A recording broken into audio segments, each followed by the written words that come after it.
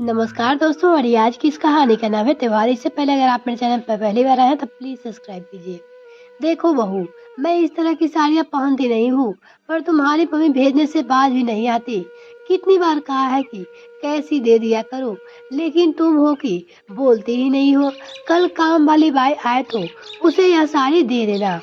ममता जी ने बहू निधि को उसकी मम्मी की लाई हुई साड़ी को देते हुए कहा, पर निधि ने कोई जवाब नहीं दिया। चुपचाप साड़ी ली और अपने पास वो साड़ी रख ली। जानती थी कि ये ममता जी की आदत है, कोई पहली बार तो ऐसा हो नहीं रहा था। उसने साड़ी ले जाकर अपनी अलमारी में उस साड़ी को रख दी। पूरे 1500 रुपए की साड़ी है, ऐसे कैसे काम वाली बाई को दे दे। मम्मी कितने मन से उसकी सास के लिए ये साड़ी लेकर आई थी, पर सासू माँ को तो कभी भी उसकी मम्मी का लाया हुआ कोई सामान पसंद ही नहीं आता था, कभी भी नहीं। उसकी शादी में भी आई हुई साड़ियाँ में उसकी सासू माँ ममता जी ने खूब कमियां निकाली थी। हालांकि यह अलग बात है कि उनके खुद के रिश्तेदारों को भी साड़ियाँ खूब पसंद आई थी जो उसके मायके से आया था। और पता नहीं क्यों उनके मन में हमेशा वहम रहता था कि बहू के मायके से उसके लिए हमेशा हल्की फुल्की साड़ी आती है। और सिर्फ बहू के मायके के लिए नहीं, खुद बहू के लिए भी उनके मन में यही सब चलता रहता था। बहू खुद तो अच्छी अच्छी साड़ी यह पहनती है और मेरे लिए हमेशा हल्की फुल्की साड़ियाँ लेकर आती है, उसकी सास कहती थी। और ये बात निधि अच्छे से जानती थी।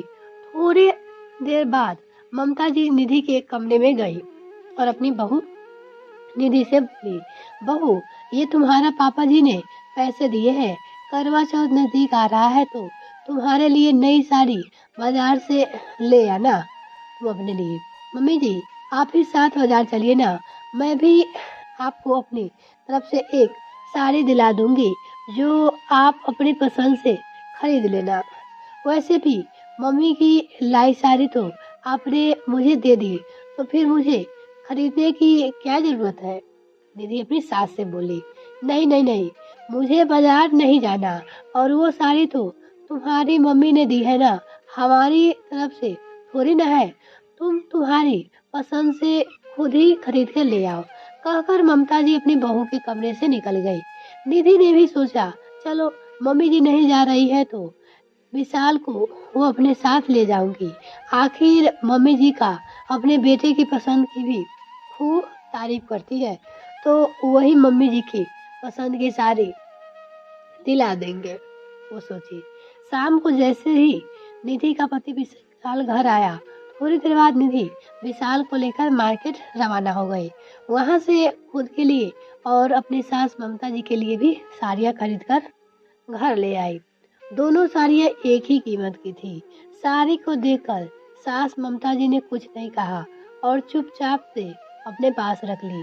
दूसरे दिन निधि ने अपनी सास से कहा, लाइए मम्मी जी इसका ब्लाउज दे दीजिए, मैं ये साड़ी को तैयार करवा दूंगी। निधि अपनी सास ममता जी से कहती है। सास बोली, अरे नहीं बहू, मैं अपना ब्लाउज खुद ही तैयार करवा लूंगी, तुम रहने दो। कहकर ममता जी ने बात को वहीं पे खत्म कर दिया। लेकिन करवा चौथ के दिन उन्होंने वो साड़ी नहीं पहनी। उन्हें दूसरी साड़ी पहने देखकर निधि अपनी सास ममता जी से पूछा, मम्मी जी आपने नई साड़ी नहीं पहनी। अपनी सास से पूछती है, बहू मुझे ये साड़ी ज्यादा अच्छी नहीं लग रही है, इसलिए मैंने ये साड़ी पहन ली। सास अपनी बहू से बोली, पर विशाल जी कितने मन से आपके लिए वो साड़ी लेकर आए थे, कह रहे थे कि मम्मी को ये साड़ी बहुत ही अच्छी लगेगी। निधि बोली, पता नहीं कौन लेकर आया था, लग तो नहीं रहा था कि विशाल की पसंद की है। ममता जी बोली। ममता जी धीरे से बुदबुदाई, लेकिन निधि को भी सुनाई दे गया। इनके बहम का मैं कुछ नहीं कर सकती, मन ही मन सोचा। निधि अपने काम में लग गई। शाम को जब विशाल घर पे आया तो ममता जी पुरानी साड़ी में देखकर बेटा माँ से बोला, अरे मम्मी, आपने नई साड़ी नहीं पहनी? आज तो त्योहार है, कम से कम आज तो आप नई साड़ी पहनना चाहिए आपको था। विशाल अपनी माँ से कहता है, अरे बेटा बस ऐसे ही, और वैसे भी तैयार नहीं थी, इसलिए नहीं पहनी। ममता जी बोली। कहकर ममता जी अपने कमरे में चली गई। इधर विशाल निधि के पास आया और अपनी पत्नी से बोला, निधि, तुमने मम्मी की साड़ी तैयार करवाए पर क्यों नहीं दी? साड़ी तो तैयार ही थी। हाँ, ब्लाउज के लिए मैंने मम्मी जी से कहा था तो मम्मी जी ने कहा कि मैं तैयार करवा लूंगी। निधि अपने पति विशाल से कहती है, निधि, तुम्हें ध्यान रखना चाहिए था ना। देखो, तुम्हारे कारण मम्मी ने त्योहार पे भी पुरानी साड़ी पहन रखी है। जब वो खुद का स्टाफ तैयार करवाया था तो मम्मी का भी करवा देती, वो तो भी आज नई साड़ी पहन लेती। विशाल ने थोड़ा बिगड़ते हुए अपनी पत्नी से कहता है, देखिए विशाल जी, मैंने कहा था उनसे, पर उन्होंने खुद ही मना कर दिया, और वैसे भी वो मेरी लाई हुई साड़ियाँ पहनती कहाँ है? निधि अपने पति से बोली, तुम औरतों का ना वहम ज्यादा रखती हो, इससे अच्छा तो मम्मी से पूछ लेती, और वैसे भी साड़ी मैं अपनी पसंद की लेकर आया था। मम्मी मेरी लाई हुई चीजों को मना नहीं करती। विशाल बोला। कहकर विशाल कमरे से निकल गया। वहां से निकलकर वो सीधा अपने मम्मी ममता जी के कमरे की तरफ गया, लेकिन उसके पैर वहीं बाहर रुक गए। अंदर ममता जी अपने पति से कह रही थी, उसकी मम्मी, मैं तो कभी ना पहनूं बहू की लाई हुई साड़ियाँ, खुद के लिए तो देखो कितनी शानदार साड़ियाँ लेकर आई है, और मेरे लिए उसकी माँ पिता से कह रही थी, ये हल्की फुल्की से उठाकर लाती है।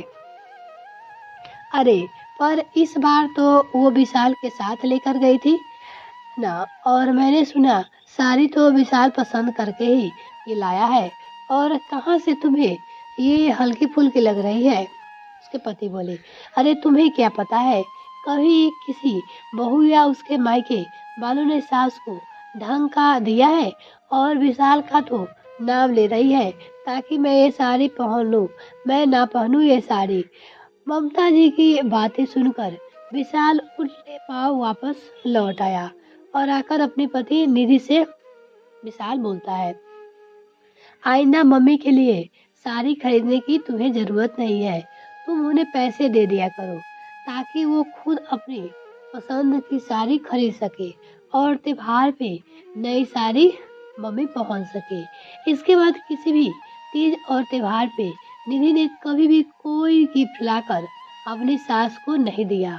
वो हर बार बस पैसे निकाल कर अपनी सास को दे देती थी ताकि वो खुद खरीद ले। यहाँ तक कि अपने मायके वालों को भी उसने कह दिया था कि आपको मेरी सास को देना है तो पैसे दे दिया करो, वो अपनी पसंद का खुद ही खरीद लेगी। ये कहानी आपको कैसी लगी कमेंट सेक्शन में लिखकर जरूर बताइएगा। अगर आपने अभी तक चैनल सब्सक्राइब नहीं किया तो प्लीज सब्सक्राइब कीजिए, साथ ही बेल आइकन प्रेस करें ताकि मेरी और वीडियो का नोटिफिकेशन सबसे पहले आपको मिल सके। बहुत बहुत धन्यवाद।